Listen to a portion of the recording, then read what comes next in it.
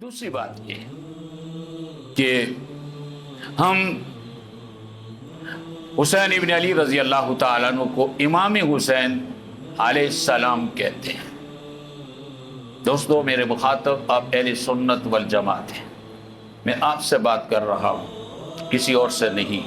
مجھے کسی سے کوئی اعتراض نہیں، کسی کا مذہب کسی کا مسلک کیا ہے وہ جانے، اس کا خدا جانے، لیکن آپ تو میرے مسلک کے لوگ ہیں، آپ تو میری سوچ کے لوگ ہیں، میں آپ کے دین کا ترجمان ہوں۔ میری ذمہ داری بنتی ہے کہ میں آپ کی نگہبانی کروں، آپ کو اہل سنت والجماعت کی باؤنڈری سے باہر نہ نکلنے دوں، یہ میری ذمہ داری ہے۔ امام تو آپ کہہ دیتے ہیں، کہتے ہیں نا سب امام حسین علیہ السلام، آپ نے کبھی عقیدہ امامت کا بھی سوچا ہے؟ اہل تشیع کے یہاں عقیدہ امامت بہت خطرناک عقیدہ ہے۔ وہ کہتے ہیں امام معصوم ہوتا ہے، امام معصوم ہوتا ہے، ہم کہتے ہیں نبی کی سوا کوئی معصوم نہیں ہوتا۔ کتنا واضح فرق ہے اہل سنت والجماعت کے عقیدے میں۔ ہم پیغمبر کے سوا کسی کو معصوم نہیں مانتے، ہم صحابہ کرام کو بھی معصوم نہیں مانتے، محفوظ سمجھتے۔ اللہ نے ان کی حفاظت کی ہے، معصوم نہیں تھے، معصوم ہوتے تو صحابہ سے گناہ نہ ہوتے۔ صحابہ کرام سے گناہ ہوئے، چوری کے گناہ بھی ہوئے، ان کے ہاتھ بھی کٹے، قتل بھی ہوئے، ان کی گردنیں بھی کاٹی گئی، زنا بھی ہوئے، انہیں رجم اور سنسار بھی کیا گیا۔ اگر معصوم ہوتے تو یہ گناہ ان سے نہ ہوتے۔ تو عقیدہ امامت میں یہ بنیادی بات پائی جاتی ہے کہ امام معصوم ہوتا ہے۔ دوسری بات، امام حلال کو حرام کر سکتا ہے اور حرام کو حلال کر سکتا ہے۔ اللہ کا قرآن کہتا ہے حلال کو حلال اور حرام کو حرام خدا کرتا ہے، خدا کا کوئی پیغمبر بھی نہیں کر سکتا۔ حضور علیہ السلام کے گھر میں ایک واقعہ ہو گیا، لمبا واقعہ ہے، سورہ تحریم اس پر اتری، ازواج مطہرات کا کوئی نجی گھریلو معاملہ تھا، آپ نے قسم اٹھا لی، اللہ کی قسم میں شہد کبھی نہیں کھاؤں گا۔ اللہ نے قرآن میں سورہ تحریم اتاری، یا ایھا النبی لم تحرم ما احل اللہ، او میرے نبی آپ نے اس چیز کو کیوں اپنے اوپر حرام کر دیا جس کو خدا نے حلال کیا ہے۔ حضور علیہ السلام نے قسم توڑی، 3 روزے کفارے کے رکھے اور شہد کھانا شروع کیا۔ تو قرآن تو کہتا ہے کسی چیز کو حلال کرنا، کسی کو حرام کرنا، پیغمبر حلال اور حرام بتاتے ہیں، بناتے نہیں ہیں۔ لیکن یہاں عقیدہ امامت میں یہ عقیدہ کہ امام حلال اور حرام کر سکتا ہے، یعنی عقیدہ امامت والوں کا خیال یہ ہے کہ امام نبی سے بھی بڑا ہوتا ہے، جو کام پیغمبر نہیں کر سکتا وہ امام کرتا ہے۔ امام ماں کی ران سے پیدا ہوتا ہے۔ کہاں سے پیدا ہوتا ہے؟ ماں کی۔ کیا پیغمبر کے بارے میں آپ کا عقیدہ ہے کہ پیغمبر ماں کی ران سے پیدا ہوتا ہے؟ امام کہہ دیتے ہیں آپ، امام حسین علیہ السلام، امام حسن علیہ السلام، لیکن آپ نے کبھی آپ نے زحمت گوارا نہیں کی کہ عقیدہ امامت بھی دیکھ لیں کہ امام کس کو کہتے ہیں لوگ۔ یہ تو بہت خطرناک عقیدہ ہے جس کو آپ نے اس پس منظر میں امام کہہ دیا، آپ نے اس کو پیغمبر سے اس کی شان کو بڑھا دی۔ جو نبی سے کسی کی شان بڑھائے گا سب سے بڑا بے ادب اور گستاخ وہ ہے۔ ابھی یہ احتجاج ہو رہا تھا ڈنمارک اور سویڈش والوں سے، میں نے اپنی مسجد والوں کو کہا میں تو تمہارے خلاف احتجاج کرتا ہوں۔ ہم پیغمبر کی سنتوں کو ذبح کرتے ہیں، پیغمبر کی سنتوں کے قاتل ہیں، پیغمبر کی شریعت کے قاتل ہیں۔ وہ قرآن کو جلاتے ہیں، ہم قرآن کو اپنے پارلیمنٹ میں نہیں آنے دیتے، ہم قرآن کو قانون نہیں بننے دیتے۔ کیا ہم مسلمان گستاخ نہیں ہیں؟ خدا کے گھر میں بیٹھے ہو، سوچو ہم نے قرآن کا راستہ نہیں روکا ہوا؟ جب مسلمان قرآن کو اپنے ملک کی پارلیمنٹ میں قانون نہیں بننے دیتا، عدالت میں نہیں آنے دیتا، تھانے میں نہیں آنے دیتا، کچہری میں نہیں آنے دیتا، تو پھر دنیا کے کافر قرآن جلائیں گے نا۔ جب ہم قرآن کا یہ حشر کرتے ہیں تو وہ تو کافر ہیں، مانتے ہی نہیں ہیں، انہوں نے تو پھر جلانا ہے۔ ان کو جلانے کی جرت تب ہوئی ہم نے بھی قرآن اپنی پیٹھوں کے پیچھے پھینک دیا، قرآن سے منہ پھیر لیا۔ تو بہرحال دوستو، یہ بھی ایک غلط بات ہم اہل سنت کے اندر ہے کہ امام نہ کہا کریں. جس طرح ہم کہتے ہیں حضرت ابو بکر صدیق رضی اللہ تعالیٰ عنہ، حضرت عمر رضی اللہ تعالیٰ عنہ، حضرت عثمان رضی اللہ تعالیٰ عنہ، حضرت علی رضی اللہ تعالیٰ عنہ، ایسے ہی کہا کریں حضرت حسین ابن علی رضی اللہ تعالیٰ عنہ، حضرت حسن بن علی رضی اللہ تعالیٰ عنہ. امام کا لفظ کسی اہل سنت کو استعمال نہیں کرنا چاہیے. دوسری بات، امام حسین علیہ السلام، آپ جانتے ہیں علیہ السلام صرف پیغمبر کے ساتھ استعمال ہوتا ہے. موسیٰ علیہ السلام، عیسیٰ علیہ السلام، شعیب علیہ السلام، ابراہیم علیہ السلام، محمد علیہ السلام. آپ کسی غیر نبی کو علیہ السلام نہیں کہہ سکتے. میں حیران ہوں، مجھے دکھ ہوتا ہے، میرا جی روتا ہے آپ لوگوں پر، آپ کی حرکتوں پر، آپ کے بولوں پر، کہ آپ کس جہالت اور بے خبری میں پڑے ہوئے ہیں. آپ نے پیغمبر کے ایک نواسے کو، ایک صحابی کو نبی کا مقام دے دیا. کیا جواب دیں گے کل آپ پیغمبر صلی اللہ علیہ وسلم کے سامنے حوض کوثر کے اوپر؟ یہ تو مخصوص اصطلاحات ہوتی ہیں، یاد رکھیں. صحابہ کے ساتھ رضی اللہ تعالیٰ عنہ و رضوا عنہ.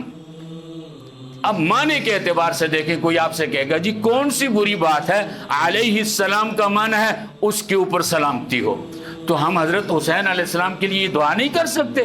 تو پھر تو آپ بھی اپنے ساتھ لگا دیا کریں نا، ارشد علیہ السلام، عبداللہ علیہ السلام، پھر سارے علیہ السلام لگاؤ. یہ تو دعا ہے. نہیں، آپ کسی کے ساتھ یہ نہیں لگا سکتے. رضی اللہ تعالیٰ عنہ، اللہ نے قرآن میں یہ لقب صحابہ کو دیا ہے، کسی غیر صحابی کو آپ رضی اللہ تعالیٰ عنہ نہیں کہہ سکتے. لیکن آپ جاہلوں کی دنیا میں دیکھیں گے، لوگ کہتے ہیں شاہ عبد القادر رضی اللہ تعالیٰ عنہ. بزرگوں کے ساتھ بھی یہ نہیں لگا سکتے. زندوں کے لیے، مردوں کے لیے ہمارے ہاں اصطلاحات ہوتی ہیں. جو لوگ دنیا سے چلے جاتے ہیں ہم ان کے لیے کہتے ہیں رحمت اللہ علیہ، ان پہ اللہ کی رحمت ہو. معنی کے اعتبار سے تو آپ کسی زندے کو بھی کہہ سکتے ہیں رحمت اللہ علیہ، لیکن نہیں کہتے لوگ. اگر غلطی سے کوئی کسی زندے کو کہہ دے رحمت اللہ علیہ، نواز شریف رحمت اللہ علیہ، زرداری رحمت اللہ علیہ، عمران رحمت اللہ علیہ، تو لوگ کہیں گے مار دیا ان کو. یہ تو مردے کے ساتھ کہا جاتا ہے، زندے کے ساتھ یہ نہیں کہا جاتا. ہم کہیں گے اقبال رحمت اللہ علیہ، قائد اعظم رحمت اللہ علیہ. مرے ہوئے لوگوں کو کہا جاتا ہے، زندوں کو نہیں کہا جاتا. جب ہم کسی کام کو اس کی کسی کارکردگی پہ، کسی اس کی پروگرس پہ، اس کے کسی کارنامے پہ خراج عقیدت پیش کرتے ہیں، اس کے لیے بھی ہمارے اصطلاح ہوتی ہے. جو آدمی کوئی کارنامہ کر کے دنیا سے چلا جاتا ہے ہم کہتے ہیں فلاں کو اس کی خدمات پر ہم خراج عقیدت پیش کرتے ہیں. یہ مرے ہوئے شخص کے لیے ہوتا ہے. اور جو زندہ آپ کے سامنے موجود ہے، ابھی مرا نہیں، ہم کہتے ہیں ہم فلاں کو خراج تحسین پیش کرتے ہیں. میں جاہلوں کو سنتا ہوں، وہ مردوں کے لیے کہہ دیتے ہیں ہم فلاں کو خراج تحسین پیش کرتے ہیں، اور زندوں کے بارے میں کہہ دیتے ہیں فلاں کو خراج عقیدت پیش کرتے ہیں. پتہ ہی نہیں ہے کون. چونکہ ہم وہ بدقسمت قوم ہیں، ہمیں اپنی قومی زبان نہیں آتی، قومی زبان کے محاوروں کو نہیں سمجھتے، استعمال کو نہیں سمجھتے. ہم انگلش میں بڑے چیمپئن ہیں، منہ بگاڑ کر ایسی انگلش بولتے ہیں کہ گورے بھی نہیں بول سکتے. ایسی انگلش ہم جس دور میں پڑھتے رہے، پتہ نہیں ہمیں وہ ٹیچر نہیں ملے جنہوں نے اس طرح منہ بگاڑ کے وہ جو انگلش کے الفاظ ہم نے پڑھے سکولوں میں، آج ہم بچوں کو اور بچیوں کو سنتے ہیں تو پتہ نہیں کس فیکٹری سے انہوں نے اپنے منہ بنا کے لائے ہیں. ایسے ٹیڑھے کر کے منہ جناب وہ بولتے ہیں، حیران ہوتے ہیں کہ یہ ناسور پتہ نہیں کہاں سے آسمان سے اٹپ کے. بہرحال دوستو، تیسری بات یہ عرض کر رہا تھا کہ یہ لفظ علیہ السلام یہ صرف اور صرف انبیاء علیہ السلام کے خاص ہے. لیکن جس شخص کا عقیدہ امامت ہے، میں نے پہلے عرض کر دیا، وہ تو امام کو نبی سے ویسے ہی بڑا سمجھتا ہے، وہ امام کا درجہ پیغمبر سے بڑا سمجھتا ہے، تو وہ تو کہہ سکتا ہے. لیکن میرے سنی بھائی، تو نبی سے بڑا کسی کو نہیں سمجھتا. ایسے ہی ہے نا، پھر تو کیوں کہتا ہے؟ اس لیے خیال کیجئے، ہوش میں آئیے، جاگیے، بیدار ہوئیے، اپنے عقیدے کو سمجھیے. اہل سنت والجماعت مسلمانوں کے عقائد کیا ہیں، محرم الحرام کے بارے میں جو غلط باتیں لوگوں کی ہمارے ہاں رائج ہیں، ان چیزوں سے اجتناب کیجیے. آج خلط ملط ہو گیا ہے ماحول. کتنے افسوس کی بات ہے، ہم ہندوؤں کے کام کرتے ہیں. کیا بحیثیت مسلمان ہمارے اندر کوئی ایمانی غیرت نام کی چیز نہیں؟ کوئی مسلمان کی حمیت نام کی چیز نہیں ہے. آج چودھری میں چودھری کی غیرت ہے، راجے میں راجے کی غیرت ہے، پٹھان میں پٹھان کی غیرت ہے، پنجاب میں پنجابی کی غیرت ہے. کیا مسلمان کی غیرت مر گئی کہ وہ غیروں کے طریقے پہ چلتا ہے؟ میرا ایک نمازی کل مجھ سے پوچھ رہا تھا، بیٹی کی شادی ہو رہی ہے، اچھا نیک آدمی ہے مجھ سے، اس نے کئی مرتبہ قرآن پاک پڑھا، تو بچی کے سسرال کہتے ہیں کہ ہم مہندی کریں گے. میں نے ان کو کہا مہندی نہیں ہوگی. انہوں نے کہا ہم آپ سے ریکویسٹ کرتے ہیں، غلط کام کے لیے ریکویسٹ کرتے ہیں، ہندوؤں کی رسم کے لیے ریکویسٹ کرتے ہیں، تف ہے ایسے مسلمان پہ، گندی نالی میں چھلانگ لگا کے ڈوب کے لئی میں مر جاؤ. تمہیں شرم نہیں آتی؟ پیغمبر کی سنتیں تمہارے لیے ناکافی ہیں کہ تم ہندوؤں کی رسمیں کرتے ہو؟ اور میرے دوستو، اس حمام میں تو سب ننگے ہیں. میں تو خدائی دین بیان کرنے والا ہوں، میں کسی کی رعایت نہیں رکھتا. آپ کی شادیاں ساری ہندوؤں کے طریقے پہ ہوتی ہیں. امید لگا کے بیٹھے ہیں پیغمبر صلی اللہ علیہ وسلم کی شفاعت نصیب ہوگی. اگر اس نبی نے کل کہا جاؤ ہندوؤں کے پاس، پھر کیا کرو گے؟ تمہیں دنیا میں شادی میں میرا خیال نہیں آتا تھا، ہندوؤں کی رسومات، مہندی کی رسم، فلاں رسم. اب لڑکی کی طرف سے علادہ ہوتی ہے، لڑکی کی طرف سے علادہ ہوتی ہے، اس پہ خرافات ہوتے ہیں، بکواسات ہوتے ہیں، گانا بجانا ہوتا ہے، ڈھول ڈبکا ہوتا ہے. اس کا شریعت کے ساتھ، دین کے ساتھ کیا تعلق ہے؟ میں اگر کہوں تو بیجا نہیں ہوگا. آج ہم کوئی 2-3% دین پہ چل کر کانے لنگڑے لولے مسلمان ہیں. ہم 95-98% دین سے ہٹ کر زندگیاں گزار رہے ہیں. کیا ہماری غمیاں، کیا ہماری خوشیاں، ہمارا اٹھنا بیٹھنا، ہمارے لین دین معاملات سب اسلام سے کٹے ہوئے ہیں.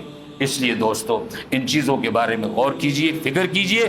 کم از کم اپنے آپ کو اسلام کے دائرے میں رکھیے، مسلمان بن کے زندگی گزاریے. اللہ نے ہمیں حکم دیا ہے، یا ایھا الذین آمنوا ادخلوا فی السلم کافہ، اے ایمان والو پورے کے پورے اسلام میں داخل ہو جاؤ. آج کا مسلمان پورے کا پورا اسلام میں نہیں ہے. اس کی ٹانگ کہیں پر ہے، اس کا سر کہیں پر ہے، اس کی داڑھی کہیں پر ہے، اس کا ہاتھ کہیں پر ہے. مسلمان کا ہاتھ نہیں نظر آتا، مسلمان عورت کا سر، مسلمان عورت کا سر نظر نہیں آتا، نوجوان کی چہرہ مسلمان کا نہیں. آج کا مسلمان داڑھی رکھنے پہ بھی آیا بدبخت، تو اس نے یہودیوں جیسی داڑھی رکھی، نبی جیسی داڑھی نہیں رکھا. یہ آج کا فیشن بنا ہوا ہے. یہ جتنے لنگور ٹائپ نوجوان ہیں سب نے یہودیوں کی داڑیاں رکھی ہوئی ہیں. دیکھو میڈیا کے اندر یہودیوں کی شکل کیا ہے. ان کو ذرا احساس نہیں ہے کہ ہم اپنے نبی کی شکل کیوں نہیں اپناتے؟ ہم اپنے پیغمبر کو فالو کیوں نہیں کرتے؟ ہم اپنے نبی کی شکل اتاریں، پیغمبر جیسا بننے کی کوشش کریں. دیکھیے نبوی وضاقتہ کے اندر، سنت کے اندر، شریعت کے اندر اللہ پاک نے بڑا وقار رکھا ہے، بڑی عزت رکھی ہے. یہ ہماری پہچان ہے، یہ ہمارا ماٹو ہے، یہ ہمارا شعار ہے کہ ہم شکل سے مسلمان نظر آنے چاہیے. آج مسلمان اور ہندو، مسلمان اور انگریز، مسلمان اور یہودی کی شکل میں کوئی فرق نہیں رہا. ہم نے اسلام کو اپنے ہاتھوں سے مسخ کر ڈالا، ہم نے مسلمان کی شکل کو بھی مسخ کر ڈالا. اپنے بچوں کو جو لباس بناتے ہیں وہ مسلمانوں کا لباس نہیں ہے. ان کی جو وضاقت ہے وہ اسلامی وضاقت نہیں ہے. آج دنیا میں تہذیبوں کا تصادم ہو رہا ہے. ساری جنگ تہذیب کی بنیاد پہ ہے. کافروں کی تہذیب ہمارے یہاں غالب آ چکی ہے، اسلامی تہذیب ہمارے یہاں دفن ہو چکی ہے، مر چکی ہے. اور اس تہذیب کو مارنے والے کافر نہیں، مسلمان ہیں. اس لیے محرم الحقائق کے بارے میں، محرم کے حقائق کو سمجھیے، اور جو غلط باتیں، اغیار کی باتیں، اسلام دشمن لوگوں کی باتیں، یہود و نصارہ کی باتیں، ہندوؤں کی، سکھوں کی، برہموں کی، بدھ متوں کی باتیں ہمارے اندر رائج ہو چکی ہے، ان سے اجتناب کی کوشش کریں. اللہ پاک مجھے آپ کو دین اور شریعت کو حقیقتاً سمجھ کر اس کے اوپر عمل پیرا ہونے کی توفیق نصیب فرمائے.